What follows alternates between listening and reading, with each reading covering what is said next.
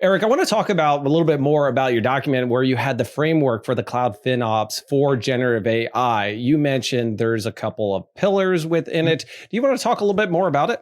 Yeah, absolutely, John. I think, when we introduce this framework, and to help our customers, there's typically, common questions, right? That, with all this excitement over Gen AI, one is, how do I actually calculate the cost of these Gen AI use cases? Two, how do I quantify the business value? And three, how do I prioritize the investment, right, for Gen AI use cases so that essentially at the end of the day, able to maximize my investment dollars? So, what we have then come up with is a, sort of 5 key sort of pillars, if you will, to this framework. The first part of it is Gen AI enablement, right? So this is really focusing on training, enablement, and ensuring that you have the right skill sets, right, within the team and organizations to leverage the right model, figure out, what is the best architecture and so forth. The second pillar is cost allocations, right? You could imagine that the L1 model alone is not the only cost, right? In order to drive and extrapolate the value of the model, essentially you need to ensure, one, we talk about security.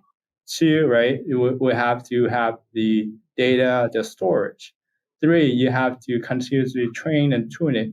So there's a number of other services that evolve around this Gen AI, so LLM model alone. So allocating those costs become very important.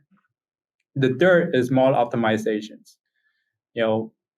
Choosing the right model is important, as far as also understanding, what data to train on, understanding your deployment model, like how you then deploy that into production, right? What we have seen with many customers is a lot of the Gen AI use cases are still in their sort of early pilot MVP phases.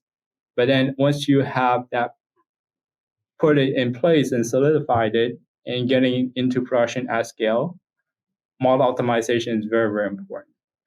The fourth aspect of the framework that we discussed in the paper is pricing model structure, right? So right now within Google, we have, a lot of time the industry term called tokens, right? So it's number of words, characters, and so forth. So the way that we charge customers, especially for some of the APIs, is based on 1,000 characters, right? And other vendors, they charge by tokens and so forth. So understanding that variations, what's the number of characters you need and so forth will become an important factor to understand your Gen AI cost. And then finally, how do you report on the value, right? That's typically, one question is answering around the total cost of these Gen AI models. And the second is the other side of that, how do you quantify the value? What are those KPIs? And then actually report on it so that you can have that end-to-end story.